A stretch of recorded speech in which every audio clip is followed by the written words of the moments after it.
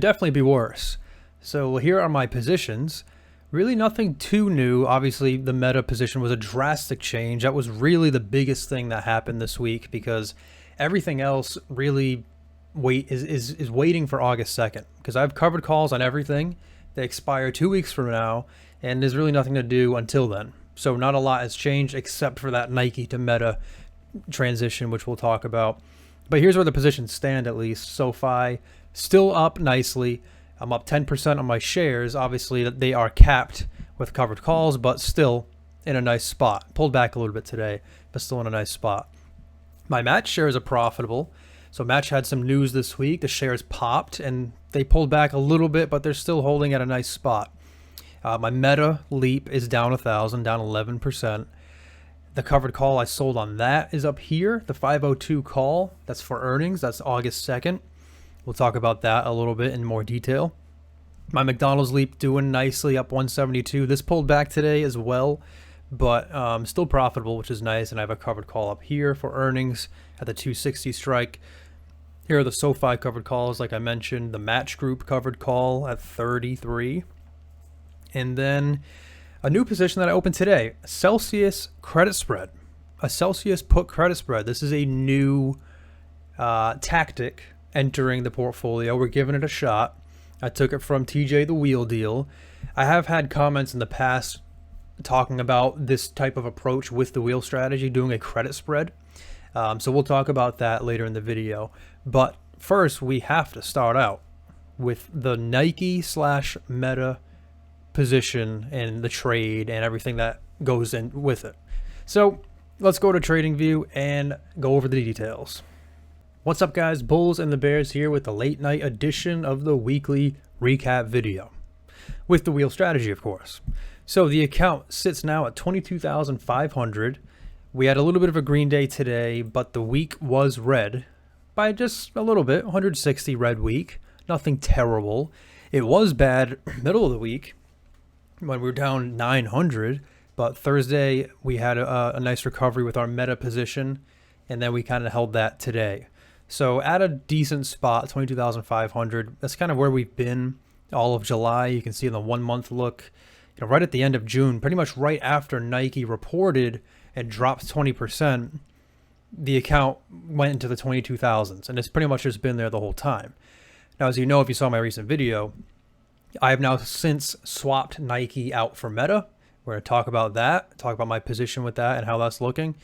But really, since then, it's kind of just been sideways. We had some dips, and then we bounced back, and we're just right back to kind of where we were right after Nike dropped down to the mid 22,000s in the account.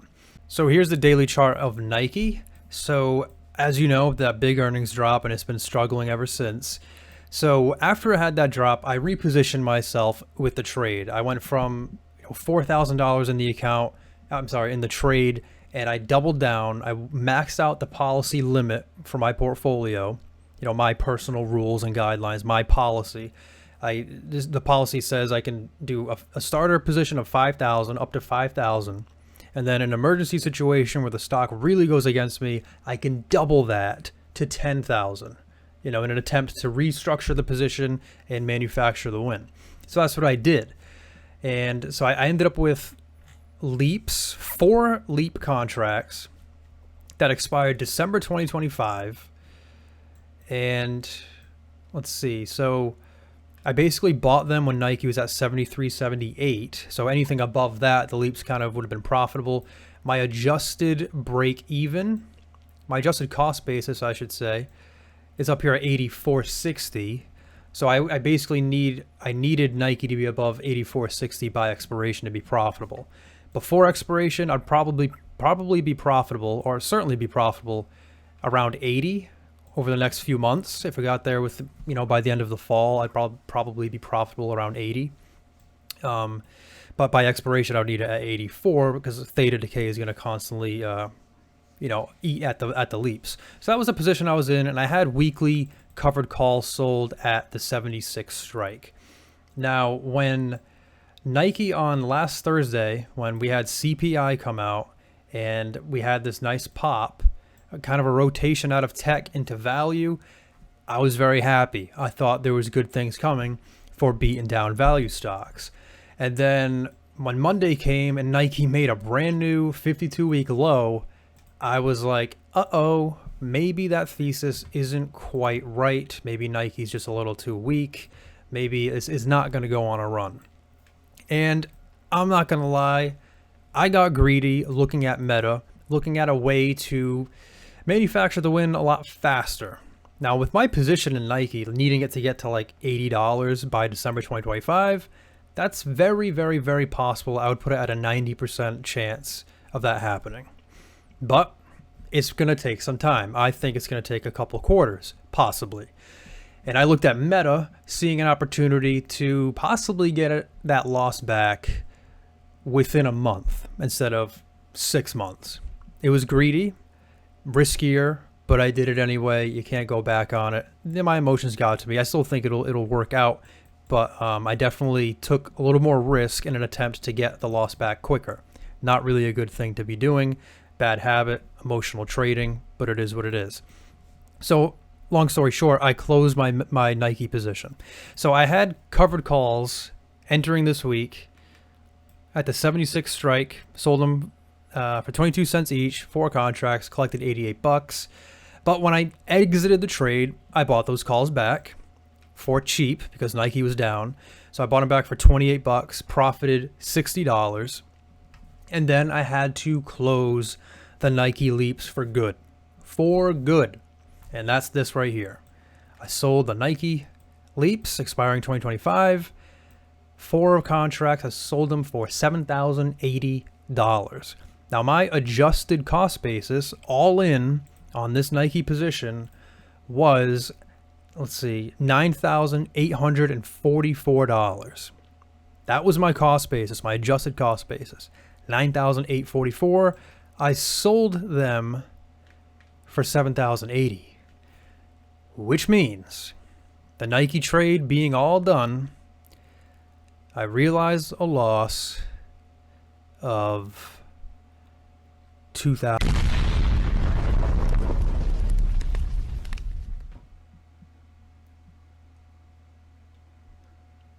Yes, absolutely insane. So that was the loss on the leaps. That does not factor in the covered call premiums up to that point. So the actual breakdown, let me actually bring this over for you.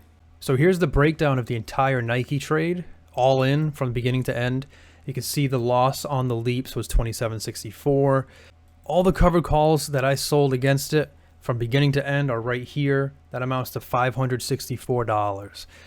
And the net, when you factor in the covered call premiums, the net loss on Nike all in was $2,200 even on the dot, $2,200. And you can see the percentage breakdown. So 22% loss on my money, an annualized return of minus 223%. So yeah, not great. But remember this. Remember these numbers here. $2,700 loss on the leaps for a $2,200 net loss. Now let's look at what I rolled that into. So let's go to Meta now. I, like I said, got greedy because Meta, obviously being an expensive stock with earnings coming up, the premiums are extremely high. And I saw the opportunity to roll my Nike buying power into Meta. So now instead of $9,800 in Nike, I now have $9,800 in Meta. And the one covered call that I sold amounted to a net credit right now of $2,680. $2,680. I collected $2,680 on one covered call for earnings.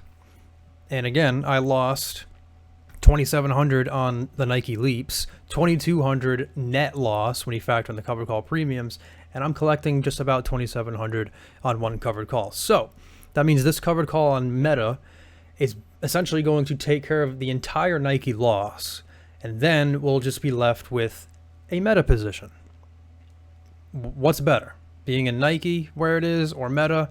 You could argue either or. Nike probably has less downside potential than Meta because it's already so beaten down, while Meta is a high-flying tech stock, and who knows, obviously there's a lot of downside, but it's also an uptrending stock. It's a darling. It's a top 10 company in the world. I got that going for me. It's definitely different. I'm always going after the stocks that are selling off at support, kind of weak. Now I'm in something that's strong, not at support really, just kind of buying it high, trying to sell it higher, but at the same time going with the trend. The trend's your friend, right? Go with something that's bullish, something that's strong. So that's what I went with. And of course, it was horrible timing, by the way. So I got in right here on this day. This was Monday of this week. Right at the end of the day, I decided to make this crazy move. I bottom ticked the day. So I bought the leap right here when Meta was at 493, and then it ended at 496. So I was already in the profit. The next day, it gapped up and ripped up to 503. I was really in the profit. But then it tanked. And then it really tanked down to 460. So all of a sudden, Meta was down $30 per share from where I got into it. And then it bounced a little bit on Thursday, thankfully, and kind of maintained it. It was higher today, sold back off, relatively flat by the end of the day, but still off that 460 low, now at 477. I'm down $16 from when I bought it. So that's where Meta stands right now. And I have a covered call for earnings. So because I have a covered call for August 2nd and on the earnings week, really these day-to-days right here for the next week, doesn't really matter because it's all going to come down to earnings where it ends up, you know. So that's the position, but I did make a tweak on this. So let's actually go back and let me bring up the Robinhood details. Okay, so here is the Meta Leap. Here's the purchase. I bought the 485 call expiring September 2025, and here's the $9,800. It was $9,750. So that was me purchasing the leap. I then sold a covered call immediately at the 500 strike, and I collected $23.80, which was great. But then Meta collapsed on Wednesday. So I did all of that on Monday, right here. So I bought the leap right at this bottom of this day, and then I immediately sold the call at 500. And then we sold off a little bit on Tuesday, not fun. And then Wednesday was the big sell-off in the market, in tech, in Meta specifically, pretty much closing down at the low of about 6%, 6% red day. Now, where this dotted line is right here, this is where Meta was when I bought back the call. That was a move I made. I took this call right here, this 500 call, and I bought it back. I bought it back for $11.80. So I sold it for $23.80, bought it back for $11.80 because Meta was down 6% and the call decayed. I was up over 50%, and I bought it back. I bought it back because it was a trade within a trade, like I said in my mobile video. I took a bet that Meta was going to bounce from here, at least just maybe a pre-market pop or just a quick, an intraday pop off of this low because it was down 6%. Where are we? Right here, down 6% at the low. I figured, and that's at kind of some support here too, right here.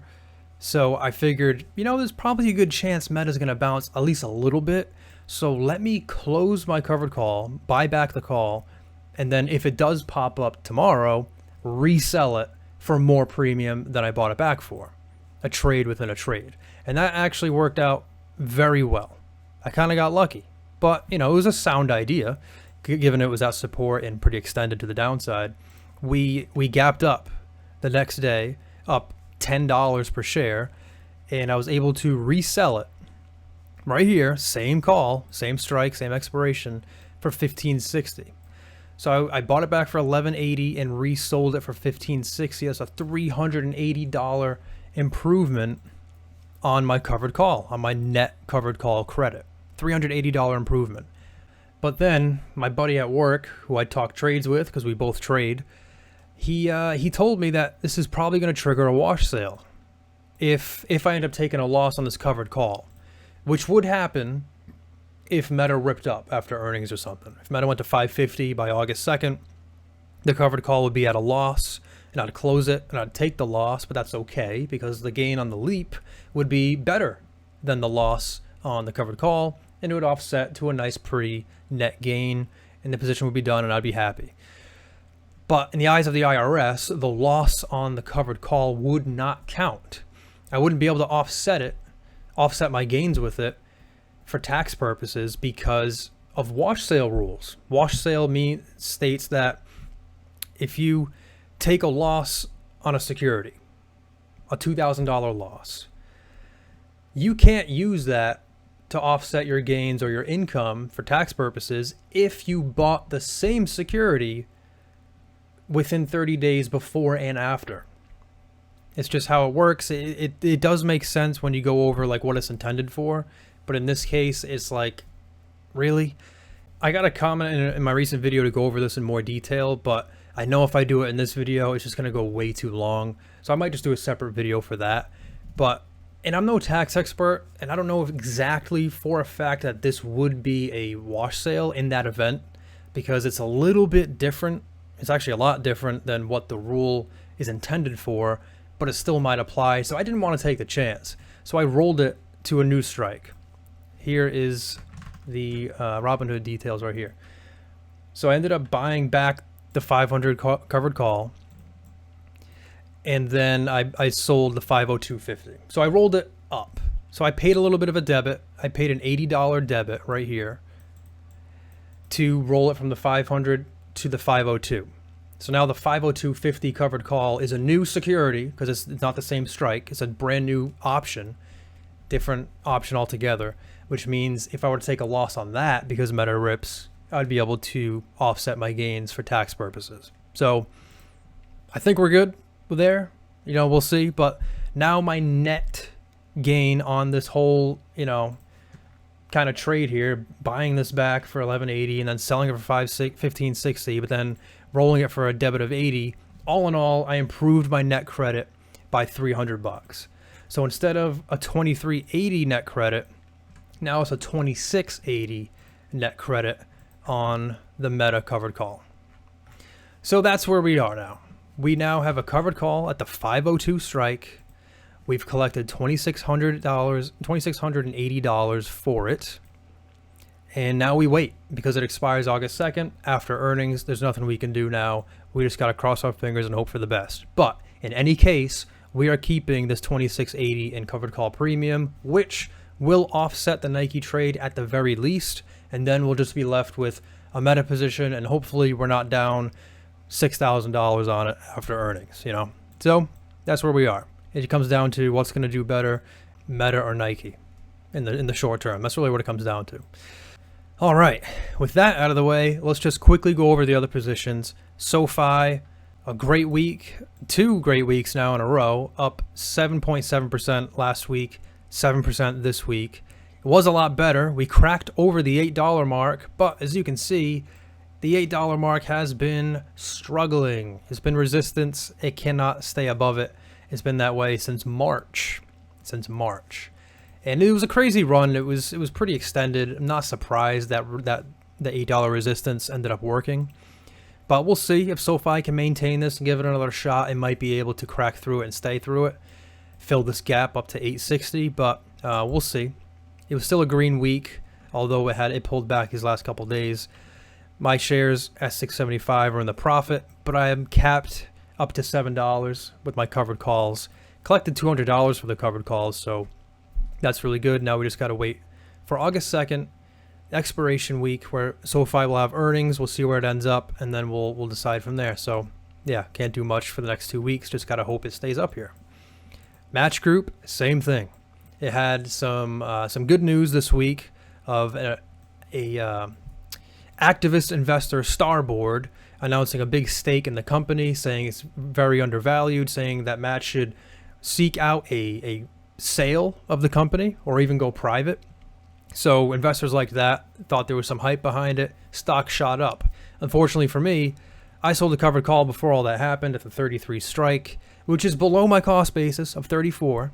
So even though Match is above my cost basis and my shares are profitable, I'm stuck at the 33 level because that's where I sold my covered call, which I was okay with living with that.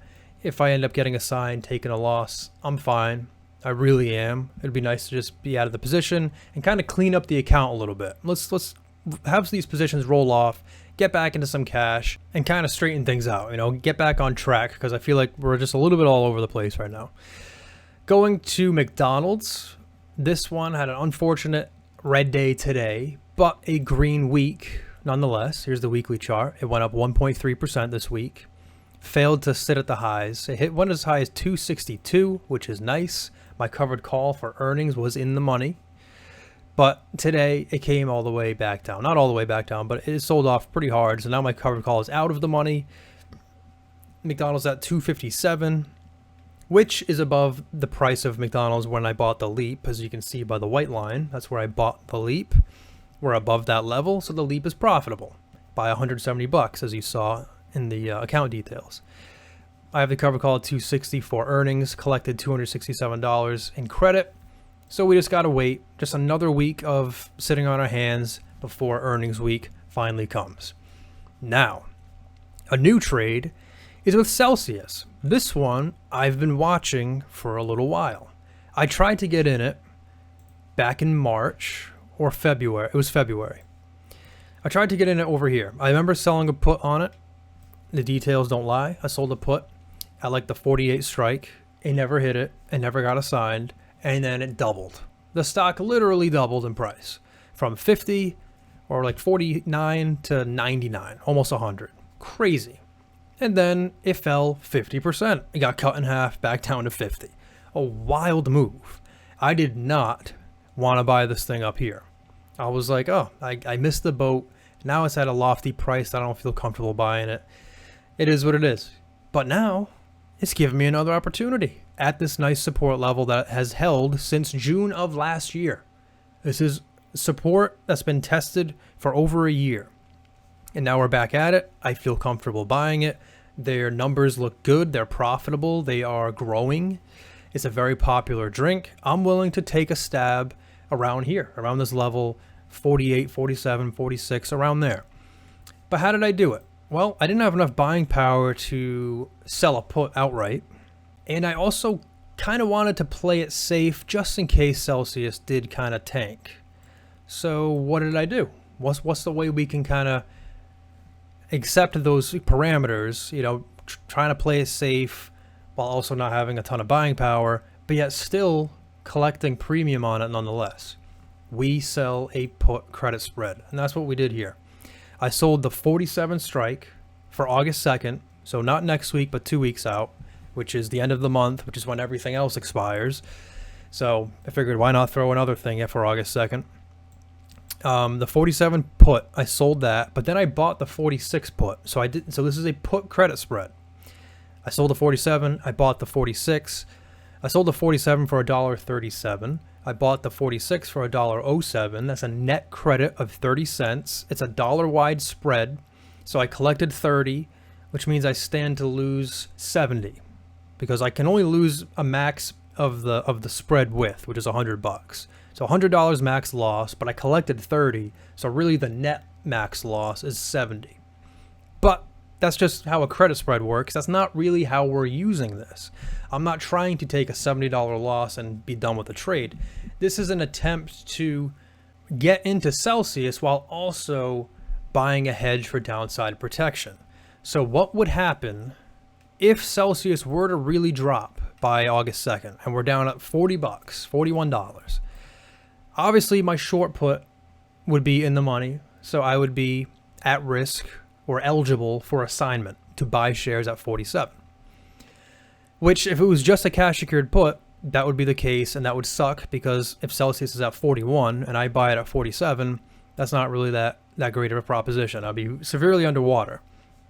But because I have this long put hedge, if Celsius were to drop to 41, this long put of 46 would be very profitable. So you would close the long put for that profit, realize that profit, and then you take the assignment at 47.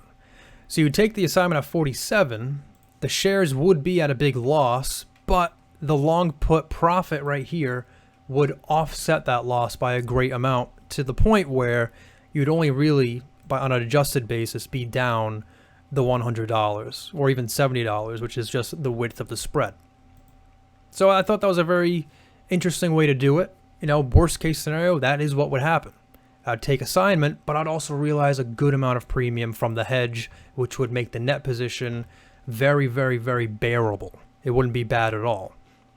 And if it doesn't work out in the sense that it goes up and the puts just expire worthless, well then I profit the premium of $30, the net credit that I received on the put credit spread.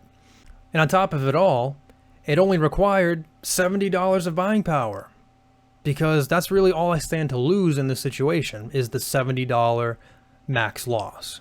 So as a result, that's all I needed to put up for collateral. So it's a very capital efficient way to run the wheel on a stock. It's actually beneficial in a couple ways. One, obviously the buying power. It takes very little buying power to do a credit spread. And two, it gives you that downside protection. If it were to collapse, you have that long put hedge. It means you're collecting less credit than a straight up cash secured put, but you have that downside protection. So no matter how far Celsius drops, that long put is going to offset almost all of the short put's loss. So the adjusted basis would be no problem at all. I'd be down like $70 to $100 max, no matter how far Celsius were to fall. So that's a nice proposition. Like I said, it's not as big of a net credit, but it's still a credit nonetheless. So $30 there for August 2nd. We'll see how that goes. And that's really it. So that is the weekly recap video. Mostly just the Nike for Meta trade. That was the biggest thing. That's the biggest kind of thing to watch for the future, these next couple of weeks. And then we also have that Celsius cash secured put / credit spread thing going on in the background as well. I really want to play this name at these levels, and here's a capital efficient way to do it while also offering that downside protection too. I do want to quickly show you my spreadsheet here. So here is the monthly details. So this, I guess, should be red, but I anticipate it to go green soon, but we'll make it red. So here's the totals on the month, the realized gains / losses. So I'm down $2,200 on the month right now in realized gains / losses. But I stand to make, in covered call premium, $3,218. If I realize every dollar of all these covered calls, I would make $3,218. If I were to get assigned on SOFI, sell the shares for a profit, McDonald's, sell the shares for a profit, then that's on top of this. That's additional profits on top of this. But at the very least, the covered call premium amounts to $3,280. And if I offset that with the loss that we've realized so far, it adds up to a net gain of $1,000. So that means I stand to gain about $1,000 for July in realized gains at the very least. So a crazy move with Nike into Meta, but still the month is going to be intact for a solid realized gain. And then August will be a completely different story. We'll see what happens with all these positions that report earnings on the same damn week. It's going to be crazy, but we still have one more week to go of just sitting on our hands. So that's it, guys. Thank you for watching. Thank you for staying with me throughout this video. If you enjoyed, hit the like button. I greatly appreciate it. Subscribe for more content, and I will see you all next time.